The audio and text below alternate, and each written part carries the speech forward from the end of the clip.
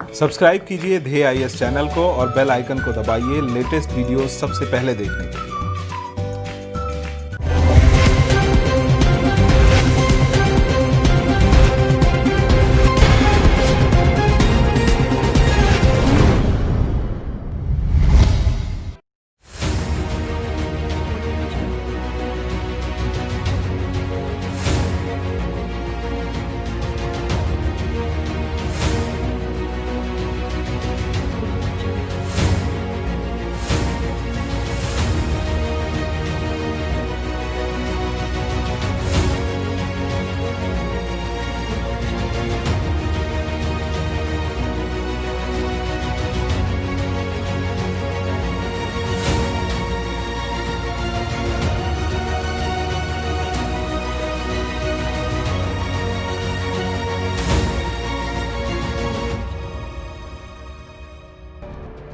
हाल ही में सूडान की सरकार ने उत्तरी अफ्रीकी राष्ट्र में 30 साल के इस्लामी शासन को खत्म करते हुए धर्म को अलग करने की बात पर सहमति जताई है।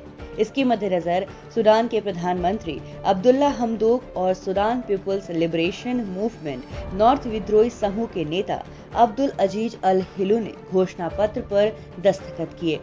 बीते गुरुवार को इथियोपिया की राजधानी अदीस अबाब में इसको लेकर इन दोनों गुटों ने इस घोषणा पत्र पर दस्तखत किए।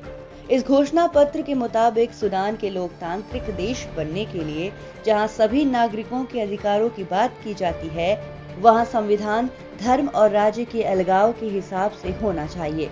Sudan People's Liberation Movement North के दो गुटों में से एक ने किसी भी ऐसे घोषणा पत्र पर हस्ताक्षर करने से मना कर दिया है जो धर्मनिरपेक्ष प्रणाली को सुनिश्चित नहीं करता है। 1989 में बशीर की ओर से सत्ता पर कब्जा करने के बाद सूडान को अंतर्राष्ट्रीय अलगाव से जूझना पड़ गया था, जिससे अब वो उभर रहा है। बशीर के समय में अल-कायदा और कार्लोस सूडान में बस गए थे। अमेरिका ने 1993 में सूडान को आतंकवादी प्रायोजक घोषित कर दिया था और बाद में साल 2017 तक प्रतिबंध लगाए। एक नजर सूडान के इतिहास पर। 1899 से 1956 तक सूडान पर ब्रिटेन और मिस्र का कब्जा था। 1953 में एक समझौता हुआ। समझौते के तहत दक्षिण और उत्तरी सूडान भूभाग को एक में शामिल करके आजादी देने पर रजामंदी हुई, जिसके बाद 1956 में यूनाइटेड सूडान को आजादी मिली। सूडान और सिविल वॉर। आजादी मिलते ही सूडान में सिविल वॉर शुरू हो गया। सिविल वॉर की वजह उत्तरी और दक्षिण सूडान के अलग अलग कल्चर तथा उत्तरी सूडान की ओर से दक्षिणी सूडान को नजरअंदाज किया जाना था।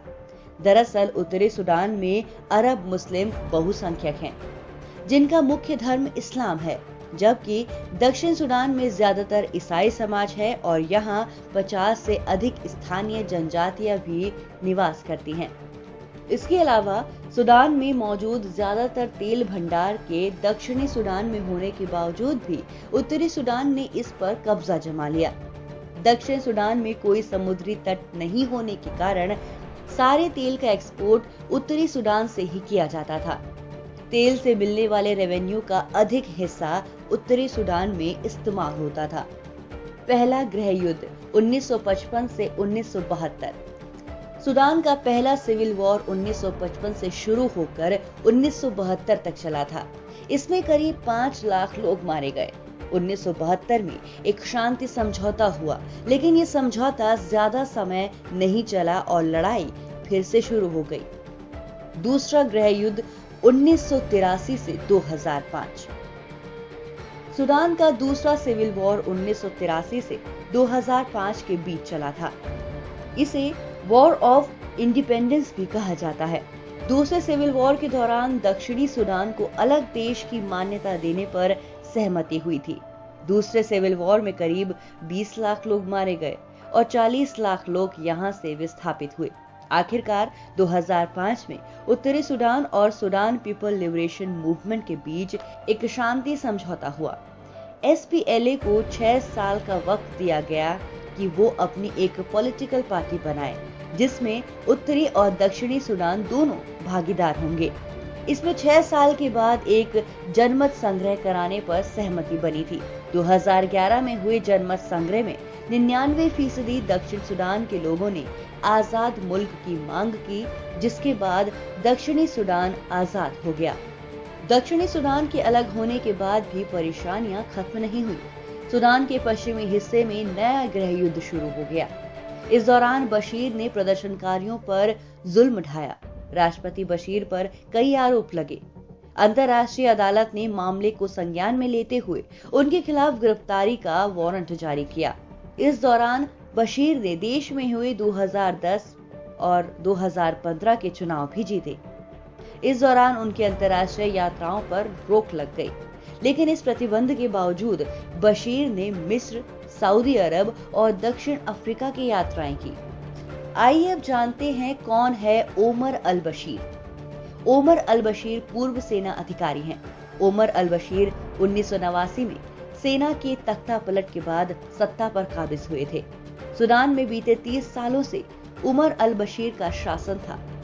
बशीर के कार्यकाल में सूडान में व्यापक आर्थिक सुधारों को लागू किया गया। इससे सूडान की अर्थव्यवस्था में क्रांतिकारी बदलाव आया, लेकिन उनके शासनकाल में सूडान ने भयंकर गृह युद्ध भी झेला। अब एक नजर डालते हैं भारत और सूडान के रिश्तों पर। लंबे समय से सूडान का भारत से ऐतिहासिक, राजनीतिक और आर्थिक रिश्ता रहा है। भारतीय विदेश मंत्रालय के अनुमान के अनुसार लगभग 1500 भारतीय मूल के लोग पीढ़ियों से सूडान में रह रहे हैं। भारत उत्पादित मालों, मशीनों और उपकरणों, रसायनों व औषध उत्पाद, लोहा इस्पात जैसे सामानों का सूडान से निर्यात करता है। सूडान से आयात की जाने वाली वस्तुओं में खनिज व ईंधन, कच्ची खाल, कृषि उत्पाद, लेदर जैसे सामानों का आयात करता है। इसके अलावा कई भारतीय कंपनियों ने सूडान में पैसा लगा रखा है और बहुत से भारतीय वहां नौकरी के सिलसिले में हैं। सूडान में काम करने वाली भारतीय कंपनी में 07050 विदेश लिमिटेड, छपतांग और 9 जैसी कई और भी कंपनियां मौजूद हैं।